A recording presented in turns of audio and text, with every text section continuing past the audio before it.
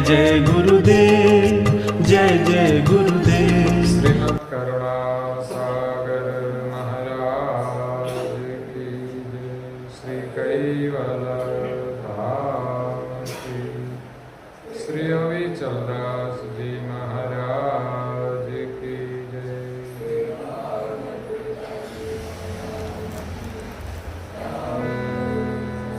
सब केवल साहेब, सब केवल साहेब, सब केवल साहेब।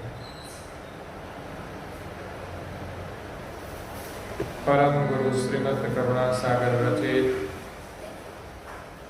पंचम स्वसम वेद यानी पंचम सूक्ष्म वेद, दिव्य परम गुरु जी का आगमन और केवल कर्ता की गुप्त गति दर्शावन को अंग पहला, स्कंद पहला और चौपाई नंबर है 23।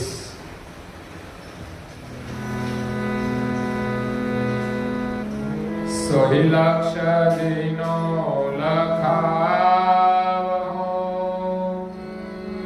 कहावो मम जन शांत, अर्पे हो तन मन चरण,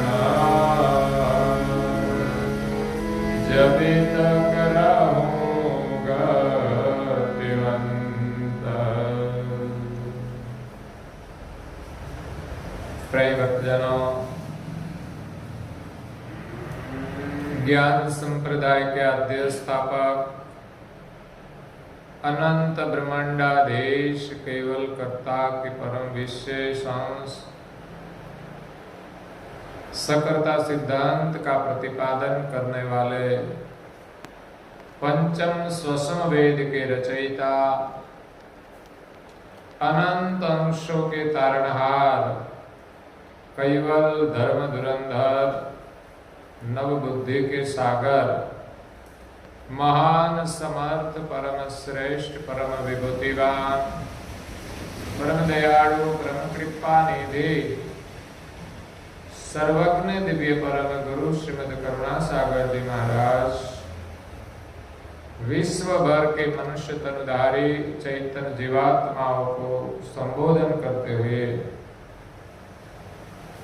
यथार्थ ज्ञान का उपदेश देते हुए अलौकिक अमृतमय वाणी से स्वरचित पंचम स्वसम वेद ग्रंथ में पहले स्कंद में 23वीं चौपाई में कहते हैं कि सोही लक्ष्य जिनु लखवाव हूं, यही लक्ष्य में उन्हीं को समझाऊंगा, कहा वहु मम जन सन, जो मेरे भक्त और संत है उनको मैं कहूंगा, उनकी समझ दूंगा। कौन सा लक्ष्य? जहां निज कर्ता सर्जनहार निवास करते हैं, सर्जनहार को पाने का मार्ग महा मुश्किल है। ऐसे सर्जनहार के सानिध्य में से सर्जनहार के परम विशेष अंश, सर्जनहार केवल कर्ता का लक्ष्य लेकर अंतरिक्ष में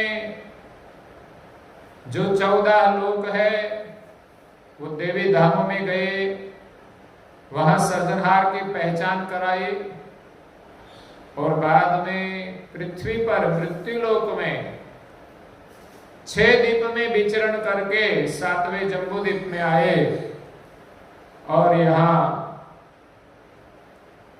पंचम वेद के माध्यम से हम सबको सर्जनहार का लक्ष्य देते हैं। अर्पेहु तन मन चरणना, जो भक्त और संत परम गुरु के बने परम गुरु के हो, उनको ही ये लाभ मिलता है। संसार में तो कई मनुष्य है, लेकिन जो जो परम गुरु के शरण में आए उनको ये लक्ष्य प्राप्त होगा, उनकी दीक्षा मिलेगी। और अर्पेहु तन मन चरणना, दीक्षा लेने के बाद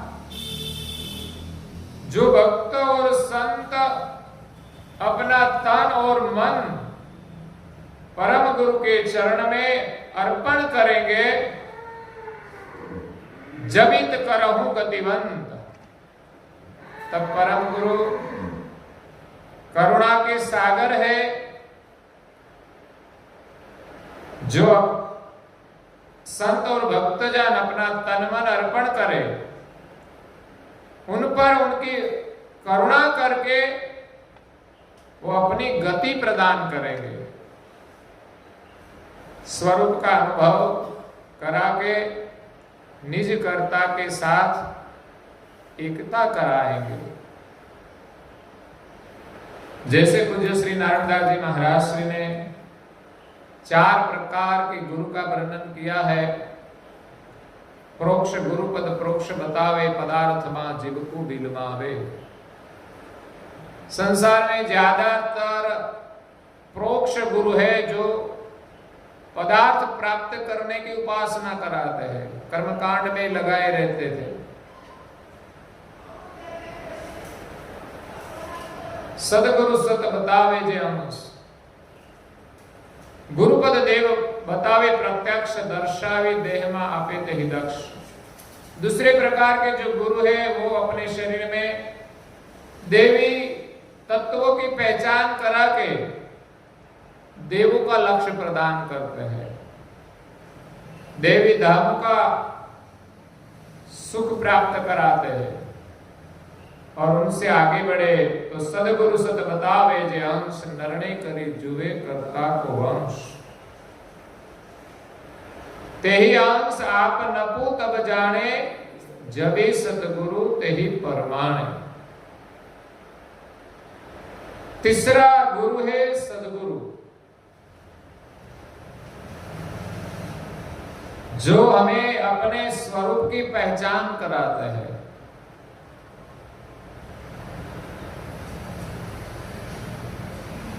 और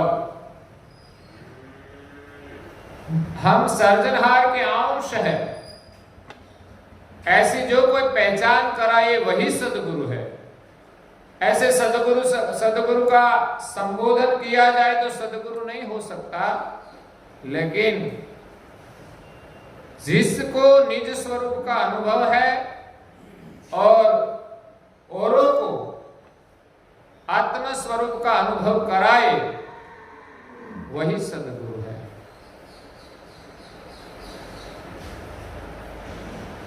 संत श्री कबीर साहिब जी कहते हैं कि आत्म लक्ष्य बिना नर भटके मथुरा काशी। कहत कबीर सुनो भाई साधु, गुरु बिन भरमन जासी। मुझे सुनी सुनी आवत हासी। संसार में लोग ऐसे कर्मकांड में लगे रहे हैं, उनको देखकर कबीर जी को हंसी आती है।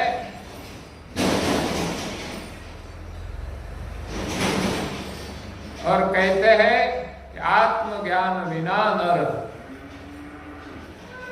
भटके मथुरा काशी। कहीं भी जाए आत्म लक्ष्य नहीं मिला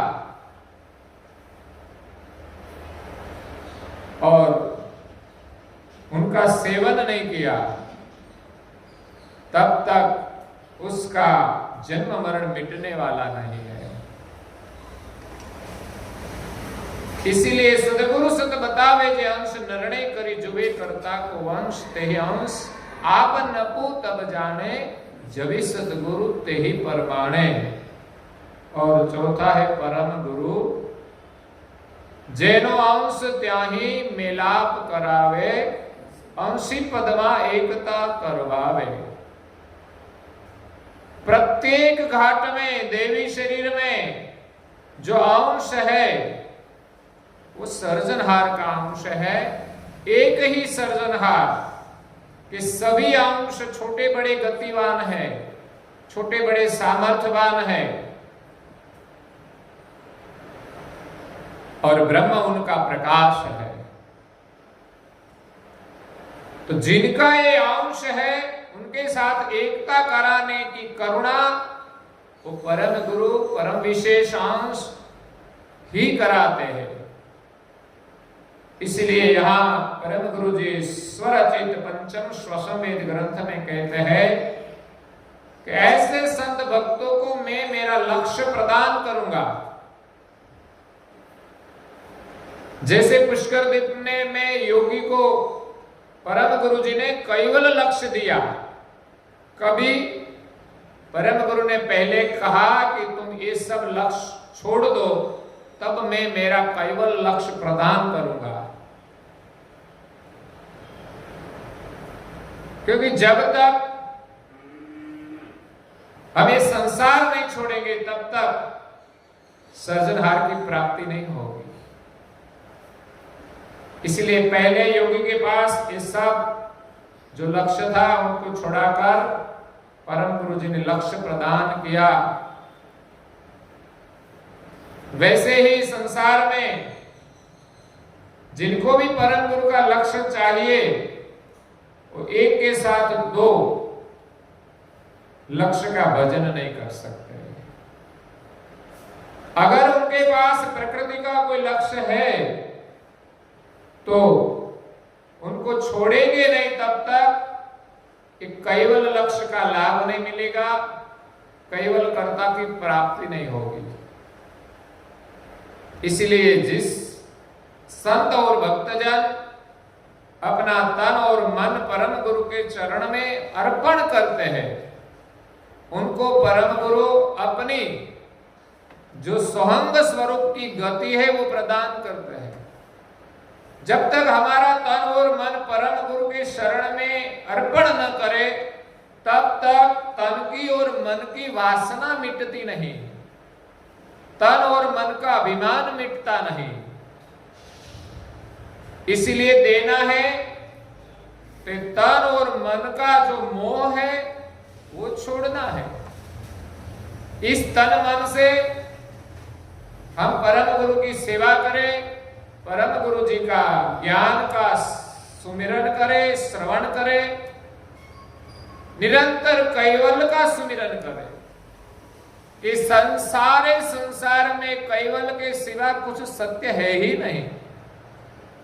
हम दुनिया का स्मरण तो करेंगे लेकिन मिलेगा क्या? संसार की कोई चीज हमें सुख देने वाली नहीं है, संसार की कोई चीज कायम रहने वाली नहीं है। ये सब नश्वर है। जो हमें मिली है तो उनका जितना उपयोग हो वो उपयोग करके हम हमारा मन कैवल के सुमिरन में लगाए और हमारा तन जितना हमारे लिए जरूरी है उतना हमारा काम करे, और जो हमारा शरीर स्वस्थ हो तो हम परम गुरु की सेवा करें। और संसार में कोई भी जीव है दुखी है तो उनकी जो हम मदद कर सके तो हमें करनी चाहिए।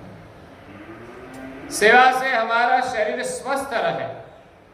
हम प्रभु को प्रार्थना करें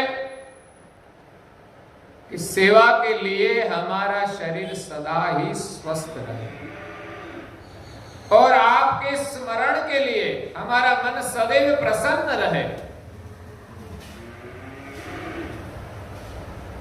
बातों करने में जितना प्रसन्न रहता है उतना प्रसन्न रहना चाहिए। नहीं तो उनका सुमिरन करते हैं, पूजा पाठ करते हैं, कथा श्रवण करते हैं, तब नींद आती है, लेकिन बातों में कभी नींद नहीं आती, भोजन करने में कभी नींद नहीं आती। तो ऐसी प्रसन्नता परम गुरु के शरण में अपना तन और मन अर्पण करें। ऐसे तो परम गुरु जी ने कहा ने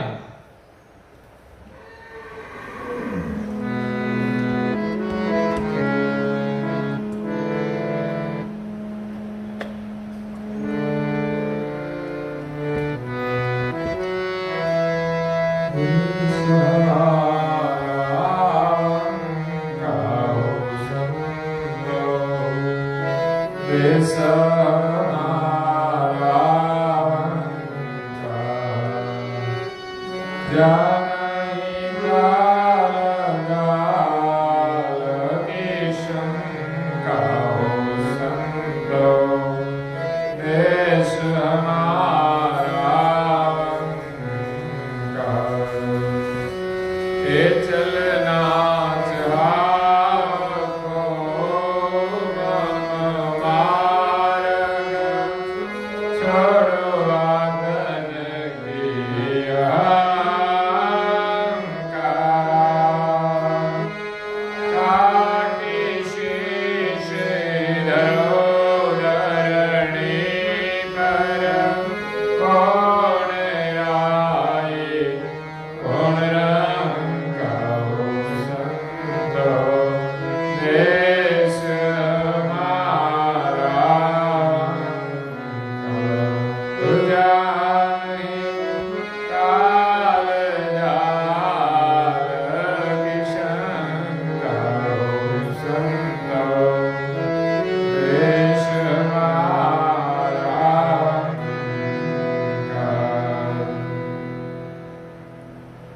परम गुरु जी कहते हैं कि हमारा जो देश है, हमारा जो निज घर है, जहां सर्जनहार विराजमान है, जो अखंड धाम है, जिनका लक्ष्य लेकर दिव्य परम गुरु जी यहाँ पधारे हैं, उनका मार्ग दिखाते हैं।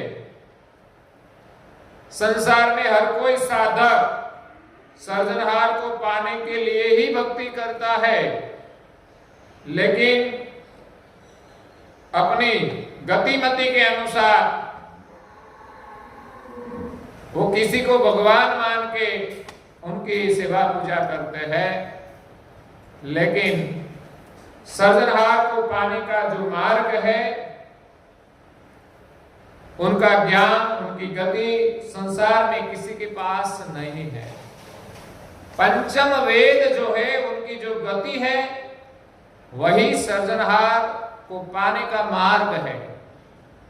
चार वेद की गति जो है, उनकी पार पंचम वेद की गति से हम सर्जनहार की प्राप्ति कर सकते हैं। वही पांचवा वेद ही परम गुरु का अखंड नित्य सत्य सोहंग स्वरूप है। ये अंश जब अपना तन और मन परम गुरु जी के चरण में अर्पण करेंगे, उनकी सेवा करेंगे, उनका सुमिरन करेंगे, उनका भजन करेंगे, उनकी आज्ञाओं का पालन करेंगे, तब उनके पर परम गुरु प्रसन्न होंगे और उनकी कृपा से ही एक गति मिलती है। परम गुरु की कृपा के बिना साधक हजारों साल तप करे, कहीं यज्ञ करे, जप करे, कुछ भी करे, उनका फल अवश्य मिलता है, लेकिन परम गुरु की कृपा के बिना ये पांचवा वेद की जो गति है वो प्राप्त नहीं होती। वो गति मिल जाए तब संसार में और किसी की चाहना रहती नहीं, क्योंकि संसार की जो चाहना है उनसे भी बड़ा आनंद, परम आनंद इस गति में है। वो कैसा आनंद होगा कि जहां हमारे मन में कोई इच्छा ही नहीं रहती। तो परम गुरु जी कहते हैं कि ऐसा देश है जहां सुख के लिए कोई साधन की जरूरत ही नहीं है। यहां हमें ठंडी लगे तो कंबल की जरूरत पड़ती है, यहां हमें बारिश हो तो उनके लिए सुरक्षा की जरूरत पड़ती है, यहां धूप है तो उनकी सुरक्षा के लिए साधन की जरूरत पड़ती है। लेकिन साधक की वृत्ति जब हमारे शरीर के साथ जुड़ा हुआ परम गुरु का जो सोहंग स्वरूप है, उनके साथ हमारी जितनी एकता बने, उतनी यहां के साधनों की जरूरत नहीं पड़ती। उसका प्रमाण यही है कि महान तपस्वी रघुराम महाराज परम गुरु जी के शिष्य थे और मुद्रा के साधक थे। वो सिद्धि के दरमियान अपनी वृत्ति को अंतर्मुख करके इस सोहंग प्राणों के साथ एकता करते थे। तो उनको न ठंडी लगती थी, न गर्मी लगती थी, न धूप लगती थी, न कोई बारिश की असर लगती थी, न भूख न प्यास, किसी की जरूरत नहीं पड़ती। इसीलिए इस शरीर का जो प्राण नहीं चलता तो भूख और प्यास की जरूरत नहीं पड़ती। तो फिर ये शरीर जीवंत कैसे रहता है?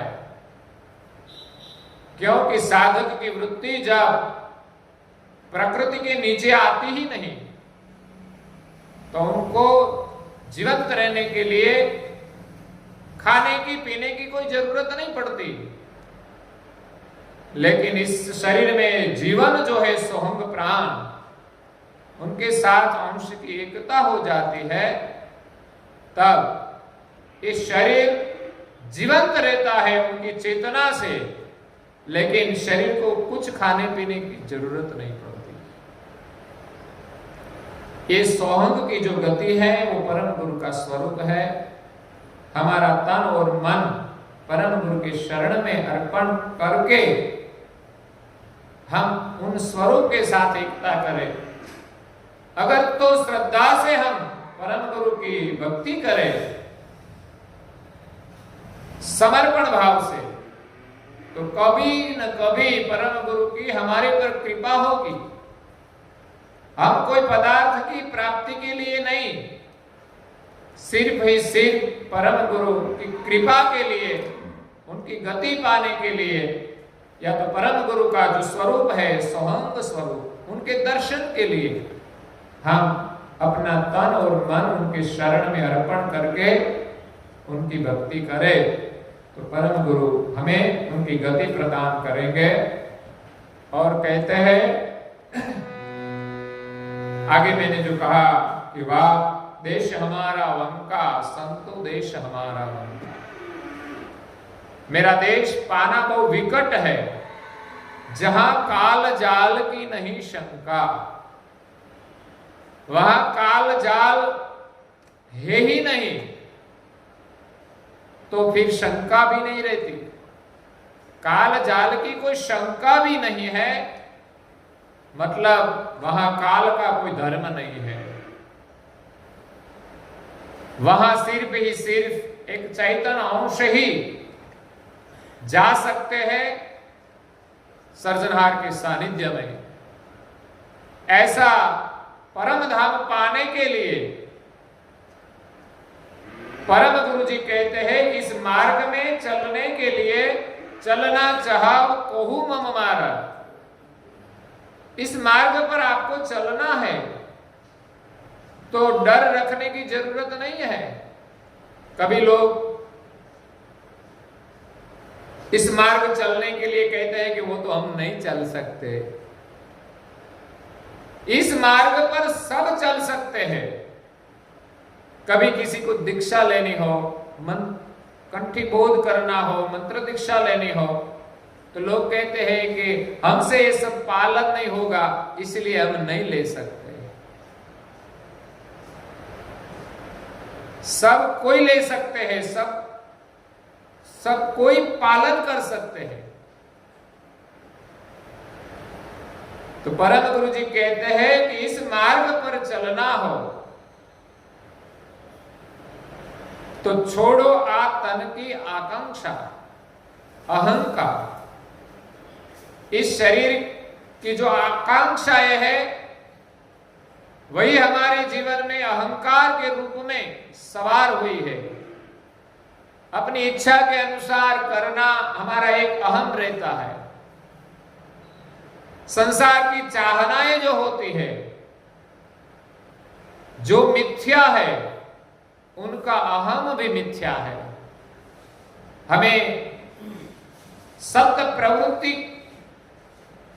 करने का अहम होना चाहिए इस शरीर से, पर लेकिन विषय सुख की जो चाहनाएं है उसमें जब हमें अहंकार आता है तब संसार में एक दूसरे के प्रति टकराव होता है,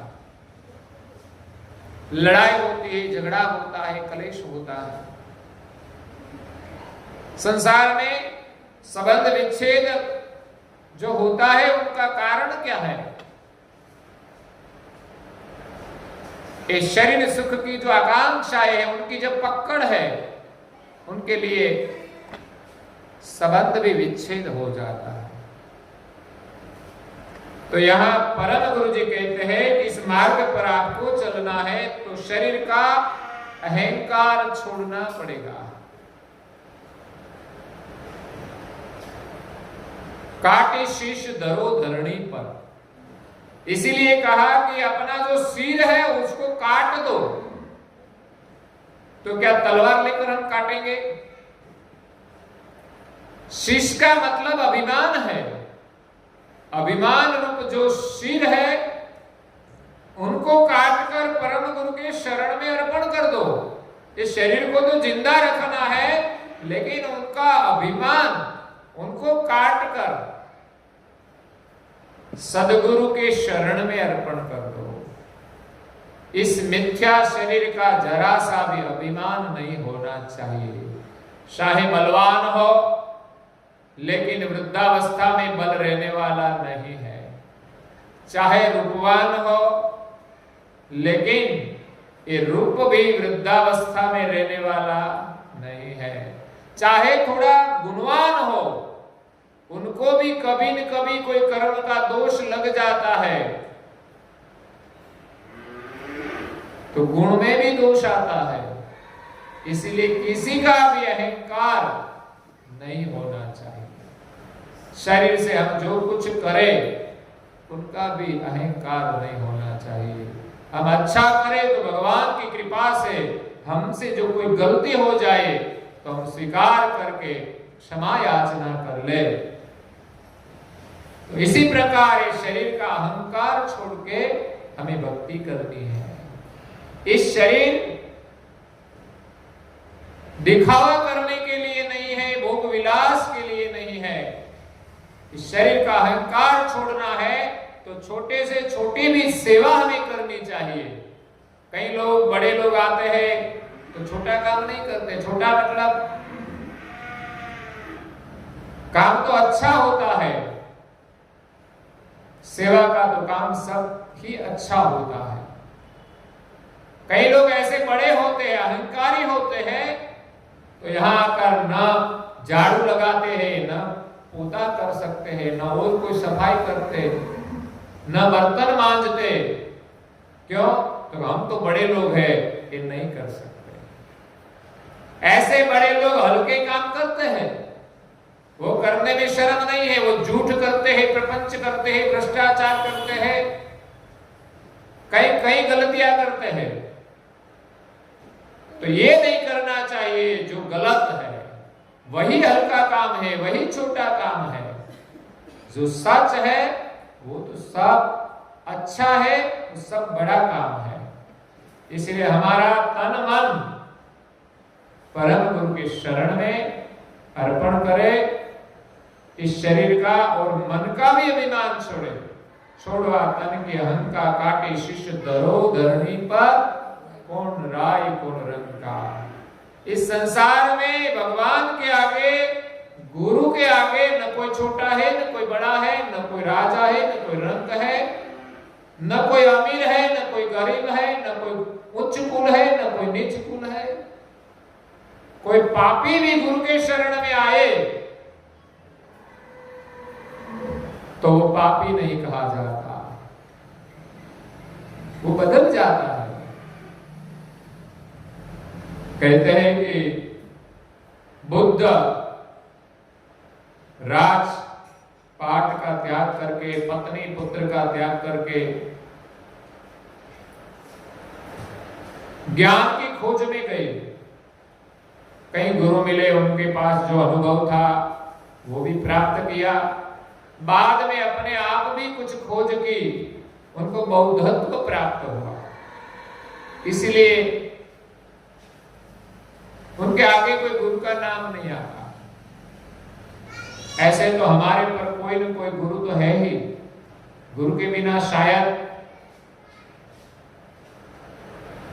सत्य की प्राप्ति नहीं हो सकती। कुछ आगे जो है उनका अनुभव नहीं हो सकता। शायद हम मान लें कि बस यहां तक ही ये सत्य है। तो ऐसे बुद्ध ने बौद्धत्व प्राप्त करके संसार में विचरण करे। उनका लक्ष्य था कि संसार में लोग जो दुखी है, इस दुखों से कैसे मुक्ति पाए, उनका सभी को बोध दिया। एक दिन विचरण करते करते एक गांव में गए, वहां से दूसरे गांव जाना था। तो वो गांव जाने के लिए रास्ता जंगल का था। तो बुद्ध इस रास्ते चलने लगे तो गांव लोगों ने कहा कि बुद्ध जी आप ये मार्ग पर न चले। क्यों? इस मार्ग में एक बड़ा राक्षस रहता है, वो किसी को जिंदा नहीं रहने देता। बुद्ध को जो बौद्धत्व प्राप्त हुआ था, इसीलिए उनको किसी का भय नहीं था। शायद ये अनुभव हो गया था कि मैं आत्मा हूं और ये शरीर मुझसे अलग है, इसलिए मैं शाश्वत हूं और ये शरीर नाशवंत है। मरेगा तो शरीर मरेगा, मैं तो मरने वाला हूं ही नहीं। इसलिए उनको भय नहीं लगता था। तो वो जंगल में गए और अंगुलीमाल को उसकी गंध आई, पता चला कि कोई मनुष्य आ रहे हैं। तो उसके मन में खुन्नस आ जाता था। किसी प्रतिशोध के कारण वो राक्षस बन गया था। कभी कभी संसार में भी लोग गलत मार्ग पर चलने लगते हैं, उसको कभी न्याय न मिला हो, कभी उनके साथ कुछ गलत हुआ हो, तो भी कभी गलत मार्ग पर चलने लगते हैं। तो अंगुलीमाल बुद्ध को देखकर खुन्नस में आ गया। बुद्ध तो निर्भयता से चले आते हैं। नजदीक आए तो अंगुलीमाल को आश्चर्य हुआ कि आज तक मैंने ऐसा इंसान नहीं देखा कि मुझे देखकर भागे नहीं, और सामने निर्भयता से चले आए। और बुद्ध उनको कहते हैं कि तुम इस मार्ग छोड़कर सच्चे मार्ग पर चलो। आप जो मार्ग पर चल रहे हैं वो मार्ग अच्छा नहीं है, गलत है। लेकिन एक बार गलत मार्ग पर चलने लगते हैं, उनको सही मार्ग पर चलना कठिन लगता है। जो व्यसन का सेवन करते हैं उनके लिए जैसा छोड़ना कठिन है, वैसे जो झूठ करते हैं, प्रपंच करते हैं, भ्रष्टाचार करते हैं, कुछ न कुछ गलत करते हैं, उनके लिए छोड़ना इतना कठिन लगता है, लेकिन है नहीं। वो बुद्ध ने उसको बोध दिया तो उनका हृदय परिवर्तन हो गया। ऐसे तो बुद्ध पुरुषों की दृष्टि पड़ते ही विचार परिवर्तन हो जाते हैं। ऐसे नहीं होगा तो उनके बोध से परिवर्तन हो जाता है। तो राक्षस का नाम था अंगुलीमाल। अंगुलीमाल नाम तो बाद में पड़ा था, नाम तो कुछ और होगा संसार में, लेकिन वहां संसार से वो गलत मार्ग पर चलने लगा तो उनका नाम बन गया राक्षस। और राक्षस बन के जो जो लोग जंगल में से निकलते थे उनकी अंगुलियां काटकर उसका हार बना के अपने गले में पहनता था, तो नाम हो गया अंगुलीमाल।